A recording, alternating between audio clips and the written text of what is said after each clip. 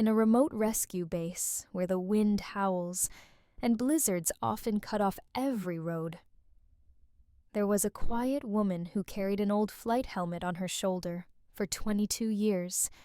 She was known simply as the Mechanic Lady, and no one knew she had once been a legendary rescue pilot. Until one fateful night, when a young boy's life hung by a thread, she did what no one else dared. She took off into the storm.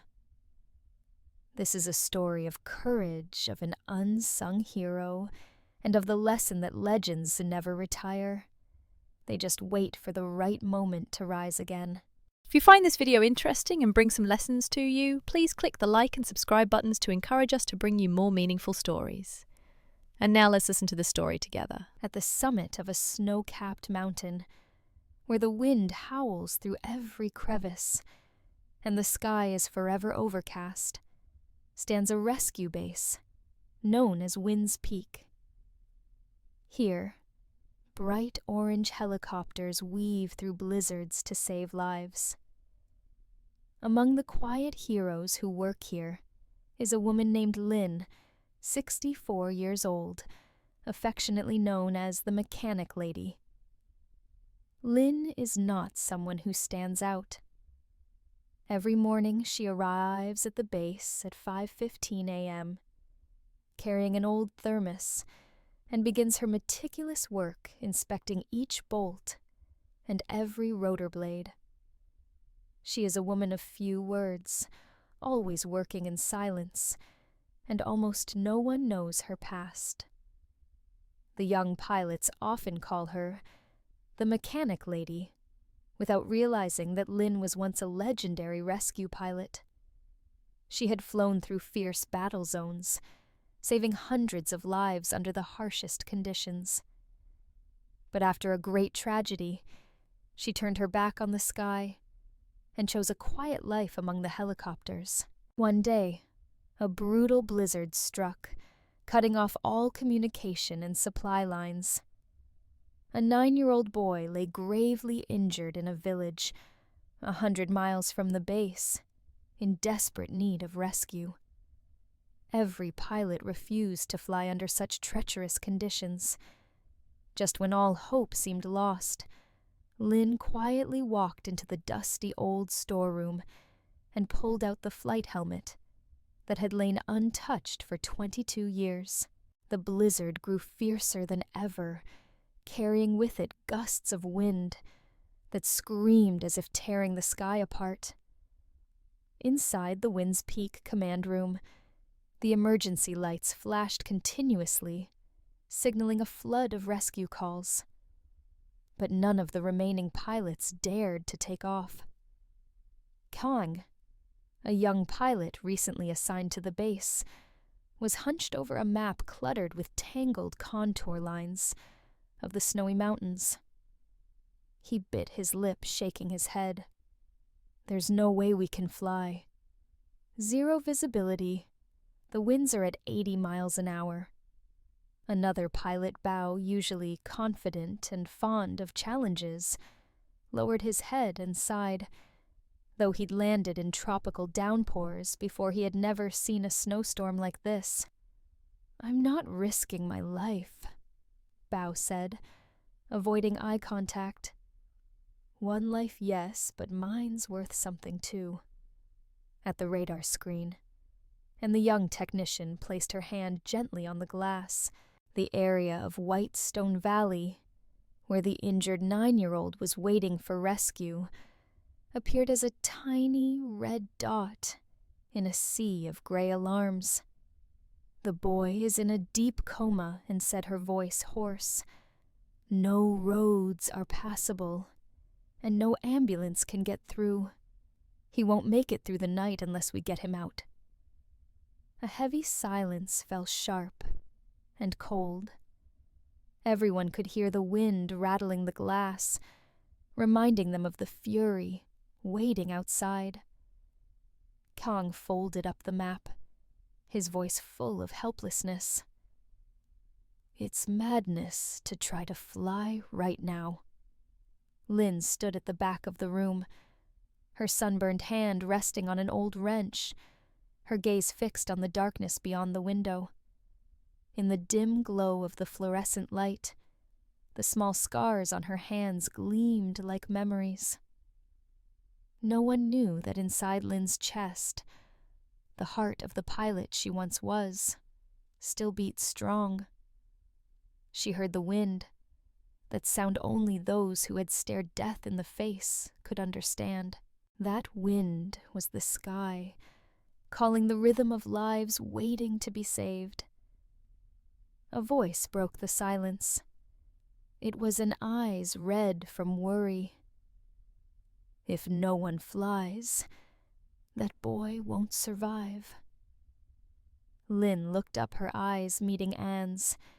In that gaze, the young woman felt a force stronger than fear pulling her forward. "I'll go," Lynn said, her voice low and steady. The entire command room fell silent. Kang stammered, You can't.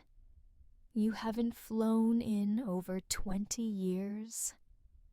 Lynn didn't answer. She simply walked slowly toward the storage locker and opened its worn door. A black matte flight helmet sat on the shelf, like a monument to her glorious past. She ran her hand over it, feeling each scratch like an old wound. Behind her, Anne held her breath. In Lynn's eyes now was something stronger than the storm outside. "The weather can be cruel," Lynn said quietly, gripping the helmet. "But there are cruelties worse than that, when you know you can save a life, and you choose to turn away." She turned her gaze like steel. "I can't stand by while someone out there needs me." In that moment, everyone in the command room suddenly realized the woman they called the mechanic lady had never stopped being a rescue pilot. The air in the room grew thick, every breath held. Young pilots exchanged glances as if questioning whether she truly understood what she was about to do. Kang swallowed hard, stepping closer to Lynn, his voice gentle, as if afraid she might break. "Ms. Lynn, I know you were a pilot once, but now you've—" He trailed off when he saw the steely look in her eyes. Lynn looked up the crow's feet, at the corners of her eyes, etched by time, but they sparkled with the light only those who'd faced life and death could hold. "You forget I once flew through places people called hell. I heard bullets whistle louder than any rainstorm, and now you're all afraid of a bit of wind." Her voice was firm, not harsh, just the simple truth. Bao, once the boldest of them all, lowered his head, avoiding her gaze. Anne stood by the console, mumbling as if wrestling with her own doubts. "But Ms. Lynn, you haven't flown in 22 years. Are you sure you still know how to fly?" Lynn cut her off. "For 22 years I've heard the wind scream past these rotor blades. Every day I've touched every bolt, every wire of these helicopters. Do you think I forgot how to listen to their voices?" The room seemed to buckle under an invisible weight. Outside, the storm roared as if cheering her final words. A veteran pilot who rarely spoke rose from his wooden chair in the corner. He looked at Lynn with a face that was half respect, half worry. "But you don't have clearance to fly, Ms. Lynn. The safety procedures, the paperwork." Lynn turned to him, her voice suddenly calm but sharp as a blade. "Safety." She pointed out the window where the blizzard swirled like a wild beast. "Does that boy out there have safety paperwork?" Silence. No one could answer that. She placed the worn flight helmet on the table. her hand trembling, but her eyes unwavering. I've spent 22 years waiting for this moment. I've let fear hold me back long enough. Today, if no one flies, I will. And clenched her hands into fists, tears streaming. She looked around the room and back at Lynn. Her voice choked. Do you need someone to go with you? Lynn smiled softly. Just a fleeting smile, but it sent a chill down everyone's spine. If you're brave enough. Then she turned and walked straight toward the hangar, where the snowstorm seemed to scream her name. Inside the helicopter hangar, the wind screamed through the cracks, like it wanted to tear everything apart. Snow clung to the helicopter seats, and the faint yellow light cast reflections on water drops that turned instantly to icy mist. Lynn stood before the Hawk 7, the iron bird that had been her companion for so many years. Even after 22 years, every bolt, every scratch on its body was etched into her memory. She ran her fingers gently over the main rotor blade, feeling the metal hum beneath her thin, weathered fingers. "You're still here, old friend," she whispered as if speaking to a trusted companion, and rushed to her side, holding a flight helmet she'd just cleaned of dust. The young woman's face was a mix of worry and awe. "Ms. Lynn, I've checked everything. The systems are stable, but the weather..." Lynn cut her off with a firm gaze. "The weather is never stable, child. If we wait for good weather, no one would ever be saved." Her words echoed in the wind, leaving Ian speechless. Across the hangar, Bao and Kang stood watching. Bao wore his headset, his eyes shining with a strange anticipation. Are you taking me with you?" Bao asked, his voice trembling with both excitement and fear. Lynn turned to him, her hand gripping the flight helmet, her voice low but burning with passion. "Do you know how to fly in a blizzard?" she asked simply. Bao shook his head, eyes downcast. Lynn only smiled faintly. "Then don't fly. Stay here and keep watch on the equipment. I need someone on ground comms." Bao froze, then nodded.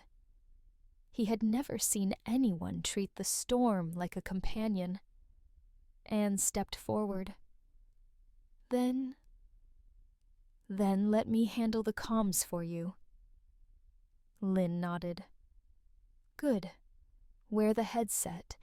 Keep the line open." She turned, walking steadily toward the cockpit, her boots clapping on the concrete with a resolute rhythm. In the dim light, her shadow stretched tall like a true commander. Stepping into the cockpit, Lynn settled into the pilot's seat, her hand brushing lightly across the control panel. How many years had it been? 22 years, long enough for someone to forget who they once were. But these hands had never forgotten how to fly. She pulled the throttle, and the electrical system came to life, green and red lights, blinking in sequence. The engine roared to life, its steady rhythm, like her own heartbeat, strong and sure. Hawk 7, requesting takeoff. Her voice crackled through the radio, calm and steady, like an oath. "Hawk 7, this is Wind's Peak."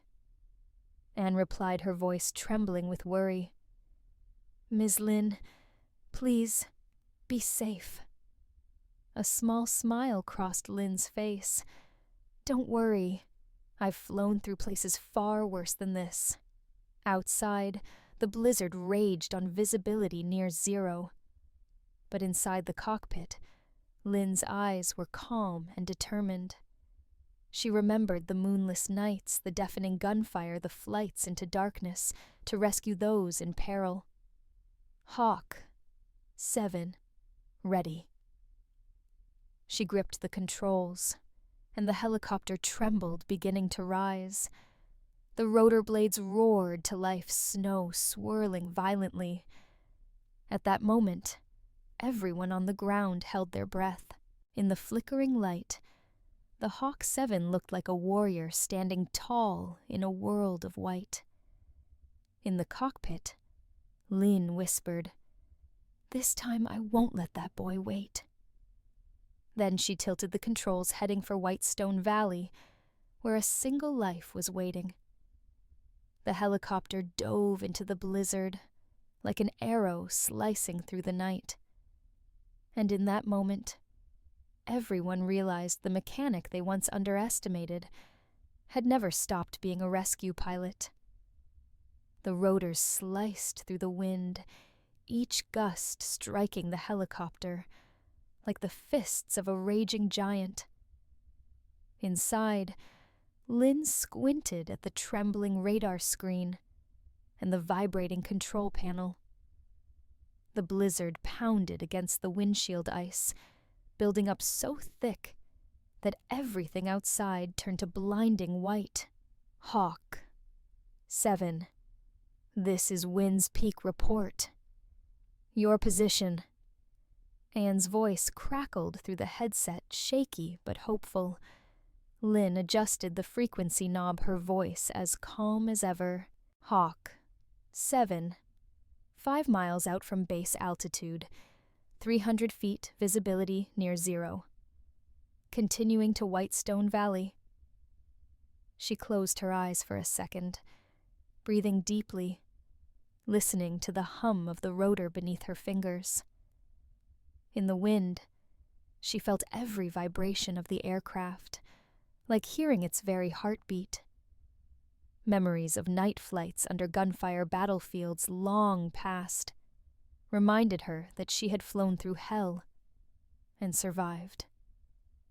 A violent gust hit the helicopter, tilting sharply to the right. The warning lights flashed red on the panel. Lynn bit her lip, gripping the controls hard. "Steady now," she murmured. "Trust me, you won't lose your wings today." She lowered her altitude, weaving through the white canyons of snow, eyes locked on the map on the radar screen. The signal flickered green waves, blinking in and out. Cold sweat clung to her forehead. In the cockpit, her breath quickened. Her heart drummed like a battle call. Hawk, 7. This is Wind's Peak. Anne's voice came urgently. Winds at force 9 ice forming on the rotor blades. Watch for icing, copy. That Lynn answered, her voice unwavering. I've flown with torn rotors and half-broken engines. A little ice is child's play. With that, she angled the controls, pushing herself and the helicopter over a towering ridge of snow. The wind howled like an angry beast. The helicopter bucked and shuddered, the warning lights flashing wildly. In a fleeting moment, Lynn looked out the windshield and swore she saw the faces of old comrades, bloodied hands outstretched, begging to be saved. The vision flickered, then vanished into the storm. But it was enough to make her grip the controls tighter, to keep her heart from trembling. A soft voice came through the headset, Anne's voice, but it sounded like all those old brothers in arms. Hawk, 7. Ms. Lynn. Are you sure you'll be okay? She smiled a smile, full of unshakable determination. No one flies through a storm by worrying about being okay. I'm flying for that boy. The rotor screamed.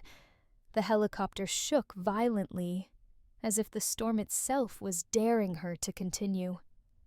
But Lynn held the controls steady, eyes fierce, hands moving the knobs and switches like a conductor leading the symphony of the storm. Suddenly, a break in the mountains opened before her. A weak light reflected on the radar screen. White Stone Valley appeared through the mist, the place no ambulance could reach.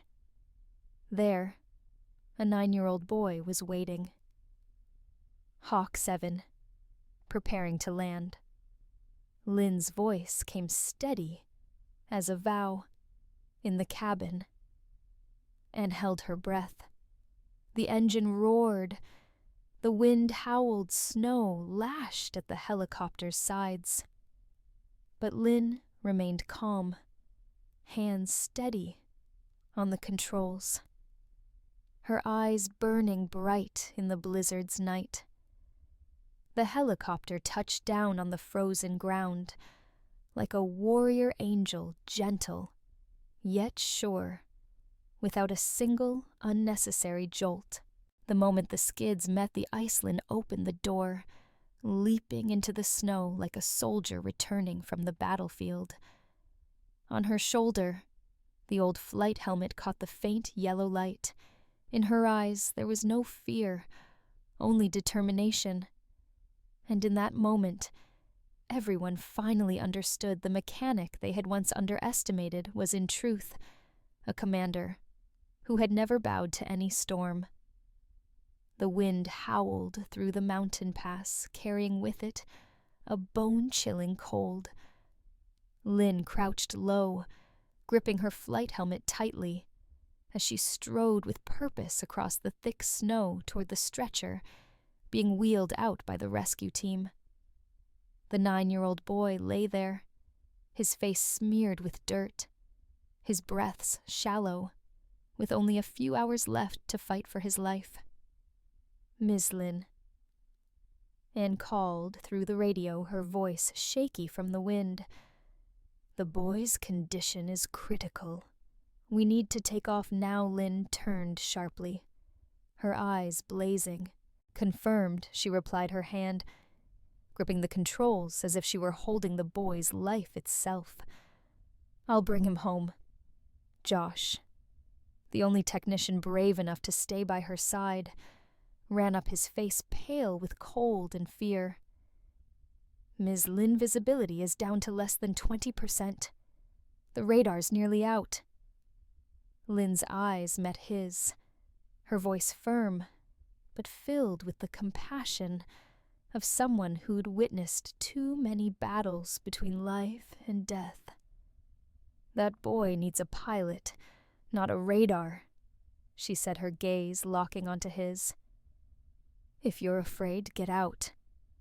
If you trust me, get in." Josh hesitated for a second. Then he swallowed hard, gripped his helmet strap, and climbed into the cockpit.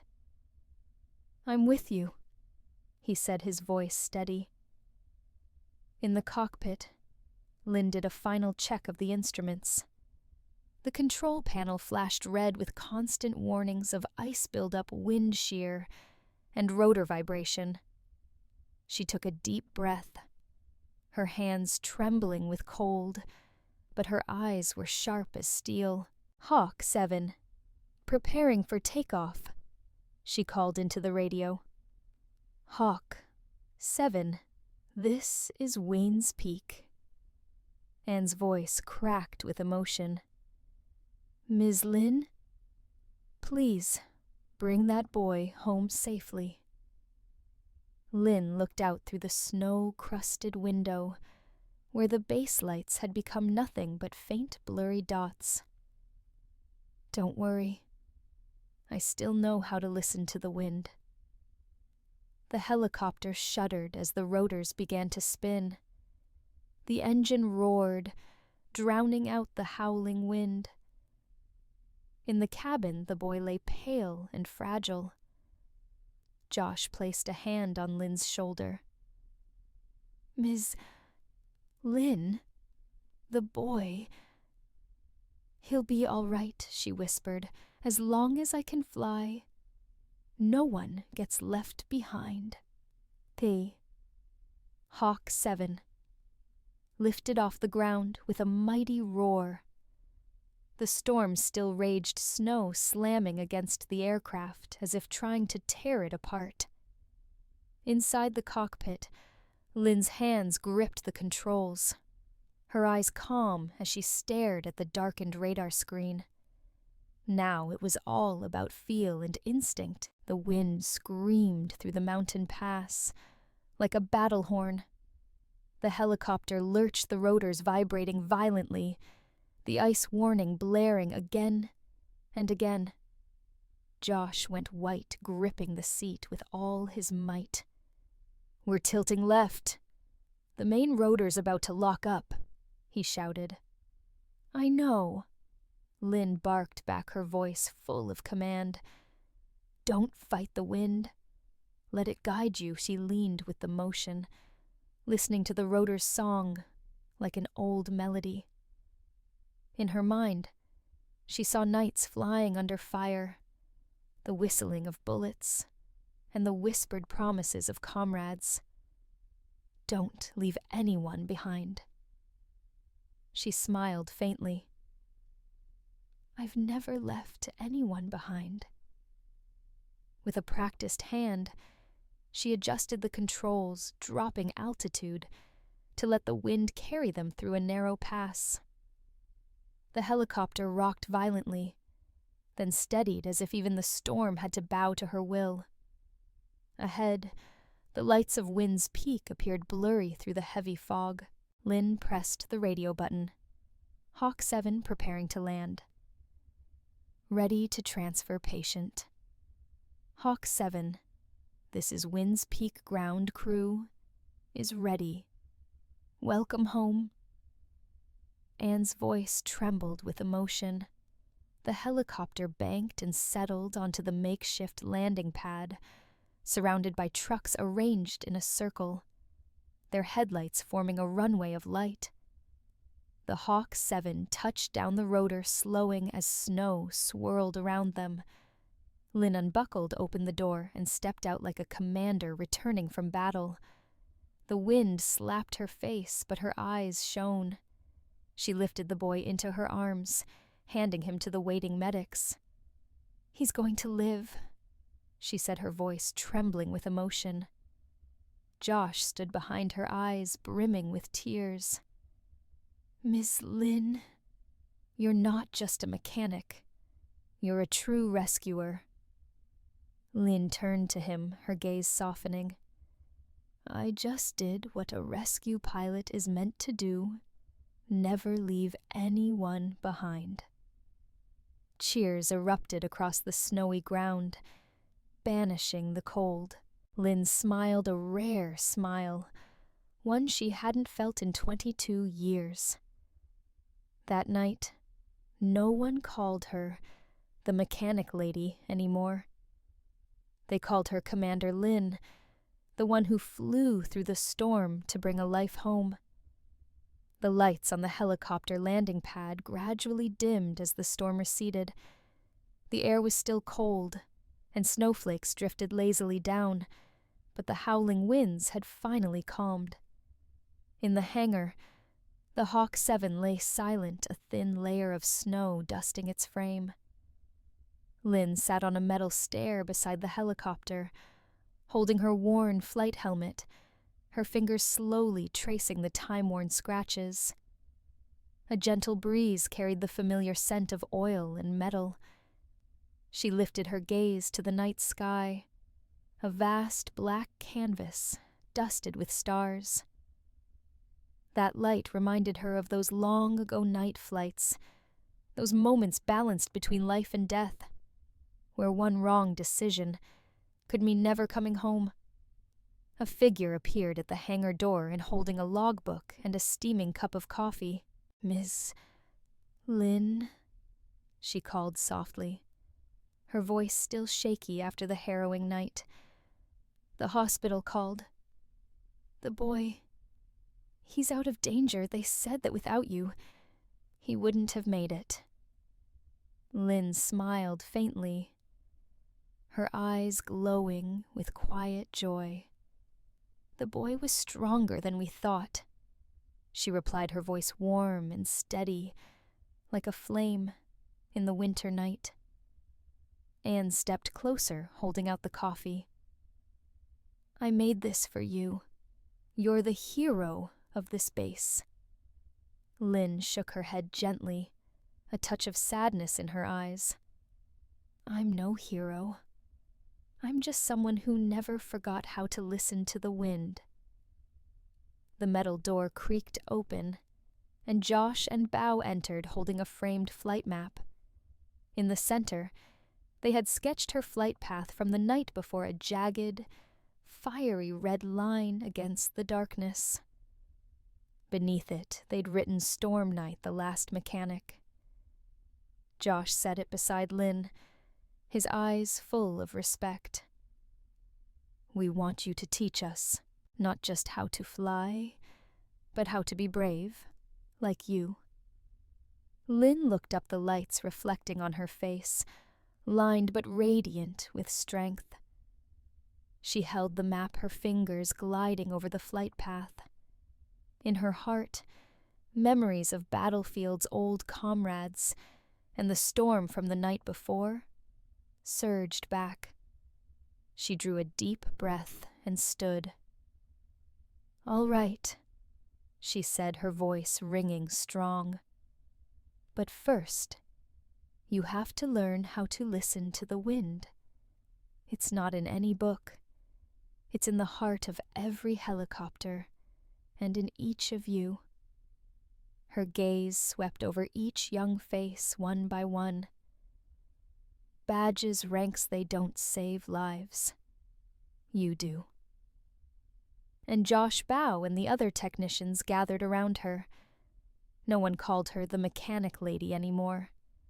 They called her Commander Lynn, the symbol of trust, courage, and the heart of a rescue pilot who had never stopped fighting. At the edge of the airfield, a little girl around 10, wearing an oversized coat and clutching a toy helicopter, ran up to Lynn. She looked up with eyes full of hope and dreams. "Ms. Lynn," she asked, her voice trembling, "do you think I could fly one day?" Lynn bent down, placing a warm, steady hand on the girl's shoulder, her eyes full of kindness and resolve. "You don't have to wait for someday, little one. You're already ready. When you learn to listen to the wind, the sky will welcome you just like it does for anyone." She stood tall, looking up at the sky where the storm had cleared. Under the twinkling stars, she saw it clearly. Legends never really retire. They're just waiting for the right moment to take flight one more time. And in the still night somewhere, the faint sound of rotor blades stirred like a promise. People like Lynn, they never stop flying.